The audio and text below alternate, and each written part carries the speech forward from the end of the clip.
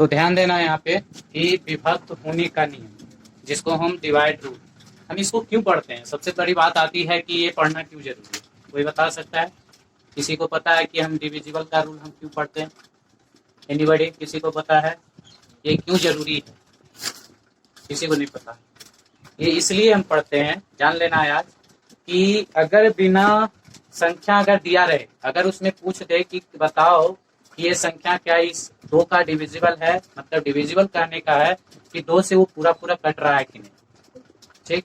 फिर और कोई बिना भागा दिए हुए, ये जो रूल बनाया गया है कि अंक को देखो और बिना भागा दिए हुए से बतानी है कि हाँ ये इस संख्या क्या क्या है, डिविजिबल है, मतलब ये इससे क्या हो रहा है, पूर्ण रूप विभक्त होने का काम हो रहा है।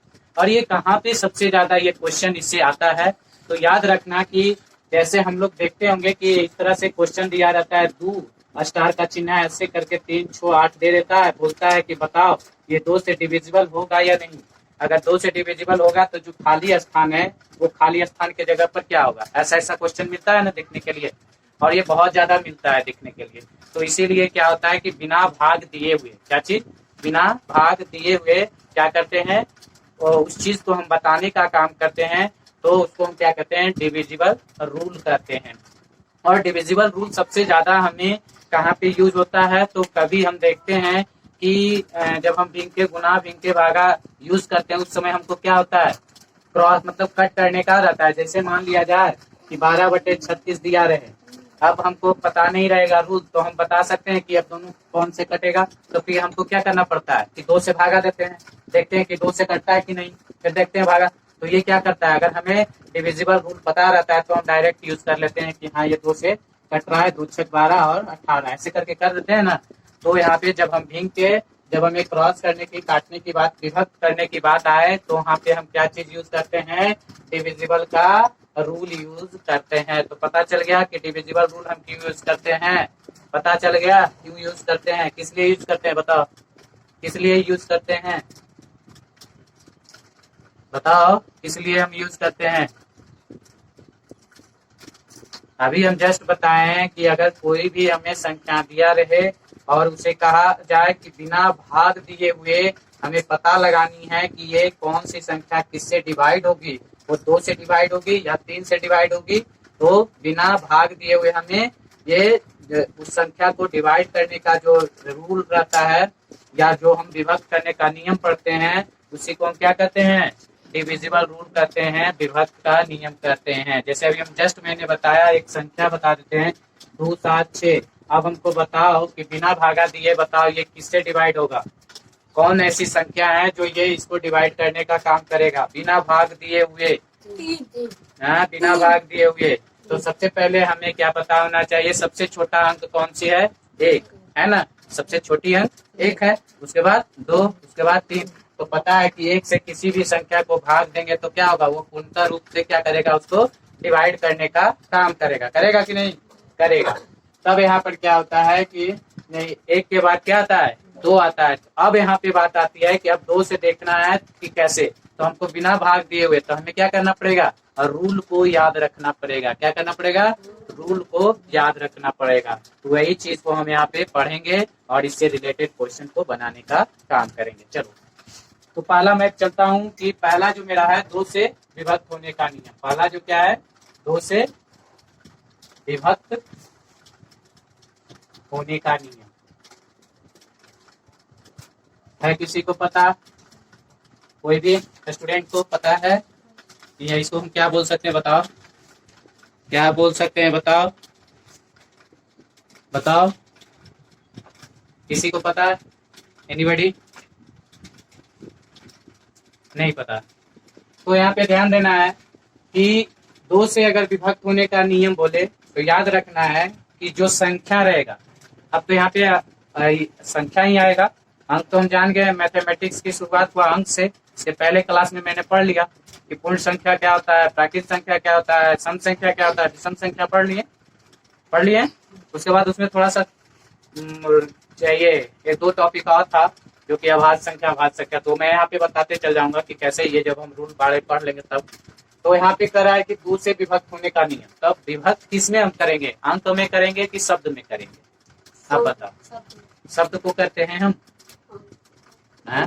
विभक्त हम शब्द को करते हैं, अंक में करने का हम काम करते हैं। तो यहाँ पे लिखना है कि जिस संख्या के अंत में क्या हो, जिस संख्या के अंत में क्या हो, 0, 2, 4, 6, 8 इत्यादि लगा रहे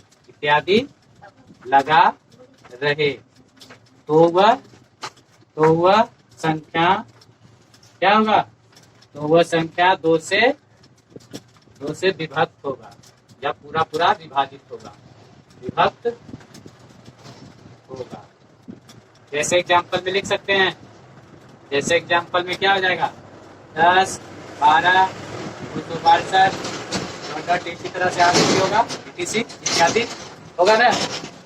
तो कहने का तात्पर्य हुआ, ये जो मेरा संख्या है, 2 से विभक्त होने का क्या नियम होगा, तो याद रखना है कि जिस संख्या के अंत में क्या हो, 0, 2, 4, 6, 8 इत्यादि लगा रहे तो वो संख्या क्या होगा, 2 से विभक्त होगा। जैसे में हम एग्जाम्पल में बोल सकते हैं। तो यहाँ पर इससे क्या समझ में आया कि बिना क्या भाग दिए हुए हम संख्या को देखेंगे। जैसे मैं एक क्वेश्चन दे रहा हूँ, इससे क्वेश्चन क्या आएगा, अगर कहेगा कि बताओ 2, 7, 8 ये 2 से डिवाइड होगा या नहीं होगा, होगा ना।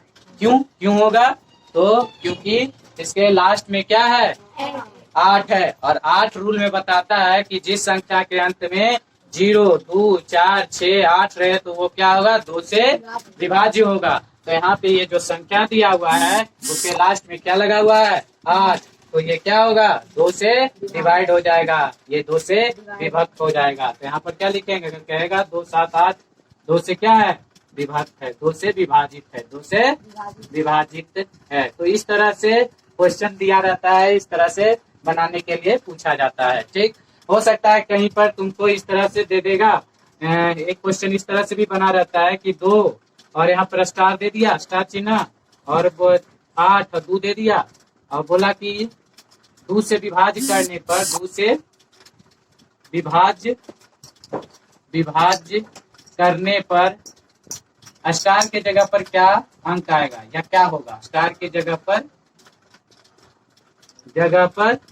क्या होगा, बन जाएगा। तो क्या करेंगे, ये तो पता है कि 2 से विभाज्य होने के लिए क्या है कि लास्ट में 0, 2, 4, 6, 8 इसके तो पता चल रहा है। अब तो इसको क्या करेंगे, विभक्त करेंगे, तो क्या होगा, 2 एकम 2 होगा ना। यहाँ पर क्या लिख सकते हैं, यहाँ पर 2 ले सकते हैं, हाँ 2 लिख सकते हैं, 1 भी लिख सकते हैं, 1 लिख सकते हैं कि नहीं, हाँ लिख सकते हैं कि नहीं। जैसे देखो, अगर मान लिया जाए स्टार के इतना लिखे तो ये 2 से विभाजित होगा ना, हम लिख देंगे कि स्टार की जगह पर क्या होगा, 1 रखने पर क्या होगा, 2 से डिवाइड हो जाएगा। तो इस तरह के यहाँ पे क्वेश्चन मिलते हैं।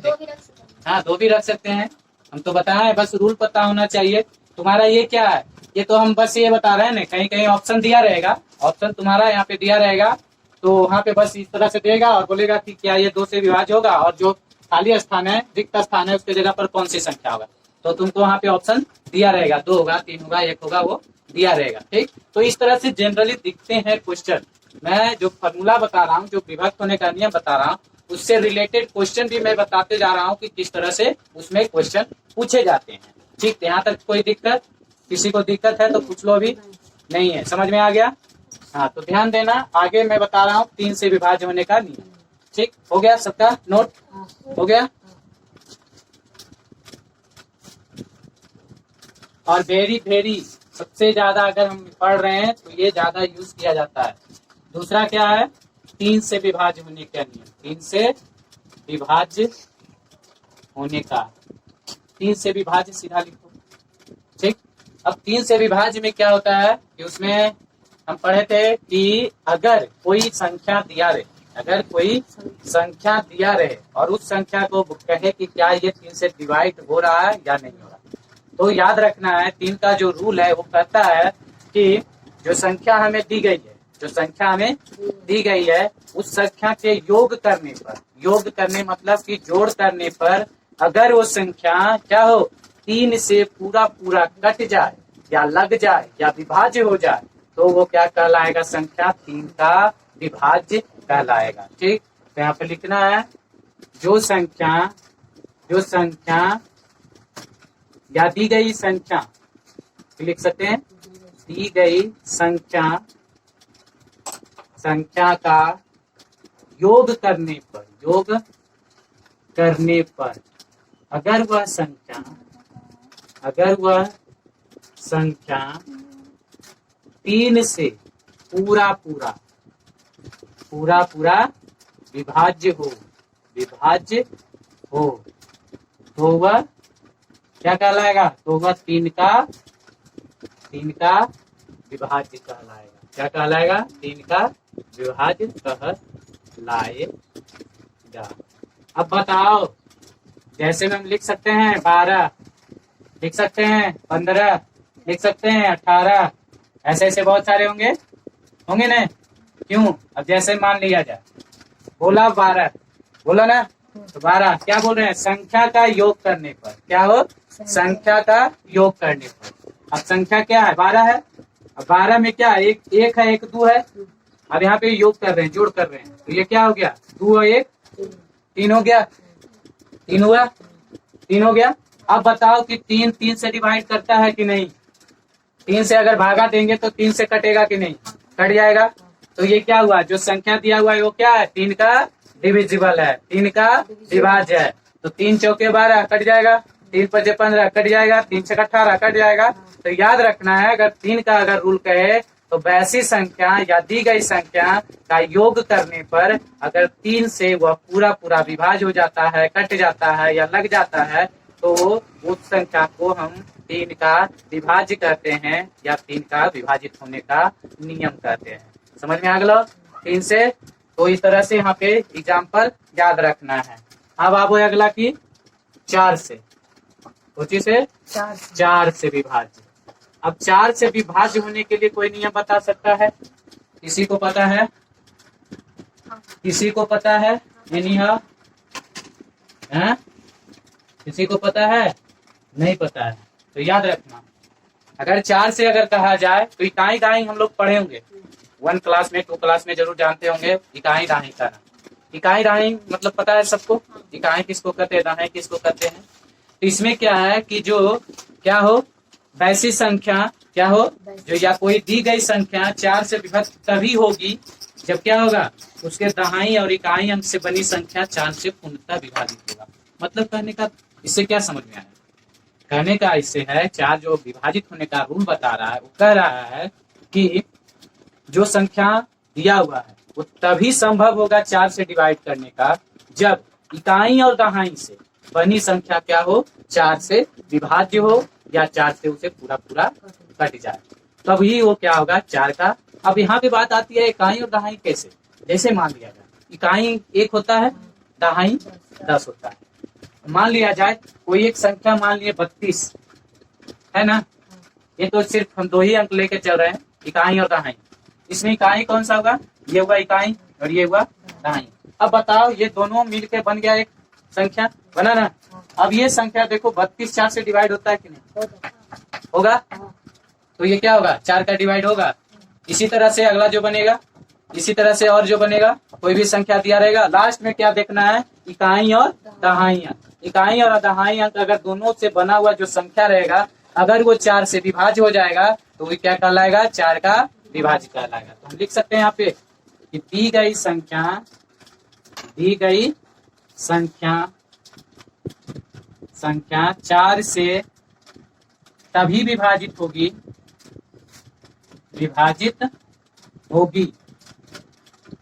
जब उसका संख्या इकाई और दहाई अंक से बनी, इकाई और दहाई अंक से बनी संख्या इकाई और दहाई अंक से बनी संख्या क्या हो? 4 से पूरा क्या हो? पूरा विभाजित हो। क्या हो? विभाजित हो। जैसे हम लिख सकते हैं, जैसे हम क्या लिख सकते हैं बताओ, जैसे हम लिख सकते हैं 32 भी लिख सकते हैं। अब मान लिया जाए 132 है, क्या ये है? है, क्योंकि देख लो इकाई इकाई है ना, उसी तरह से क्या हो सकता है। और आगे देख लो और बहुत सारे ऐसे ऐसे हैं, तो जो भी जैसे मान लिया जाए इस तरह से भी संख्या होगा 8232 132, ऐसे ऐसे बहुत सारे होंगे। तो इसमें क्या हम देख रहे हैं कि जो इकाई और दहाई अंक से बनी संख्या है वो क्या हो रहा है, 4 से विभाजित हो रहा है। तो 4 से डिवाइड जोड़ने का रूल पता चल गया, समझ में आ गया सबको? यहाँ तक कोई दिक्कत? तो यहाँ तक सबको समझ में आ गया 4 तक। और फिर मैं बताऊंगा 5 6 5 6 5 और 6, 5 तो पता होनी चाहिए कि 5 में क्या सप्ताह हो गया, सप्ताह हो गया। अब यहाँ पे हमें क्या जाननी है, आज मैं 6 तक कंप्लीट कर देंगे। 5 क्या से, 5 से, 5 से हमें क्या पता होनी चाहिए, 5 से विभाजन होने का रूल में यस क्या होनी चाहिए कि जो संख्या बना रहेगा, जो संख्या बने रहेगा उसमें क्या होनी चाहिए, उसके लास्ट जो अंक होगा उसमें क्या होना चाहिए, 0 और 5 होना चाहिए। क्या होना चाहिए, 0 और 5। अगर 0 और 5 रहा तो वो क्या होगा, 5 का वो पूरा पूरा विभाजन करने का रहेगा। ठीक, तो लिख सकते हैं जिस संख्या के अंत में, जिस संख्या के अंत में 0 और 5 हो, क्या हो, 0 और 5 हो, तो वह संख्या 5 का क्या कहलाएगा, विभाज्य कहलाएगा। जैसे में लिख सकते हैं, जैसे में 10 हो गया, 15 हो गया, 20 हो गया, 25 हो गया, से हो गए इत्यादि। समझ में आ गया, समझ में आ गया 5 तक। तो आज यहीं तक रहने देंगे, बाकी 3 4 और 5 और बचा हुआ है। ठीक, कल बताएंगे 6 7 8 9 10 11 और इससे फिर क्वेश्चन बताऊंगा बनाने के लिए कैसे बनाया जाता है। तो फिर मैं मिलूंगा नेक्स्ट क्लास में, तब तक मेरे चैनल पे बने रहिएगा।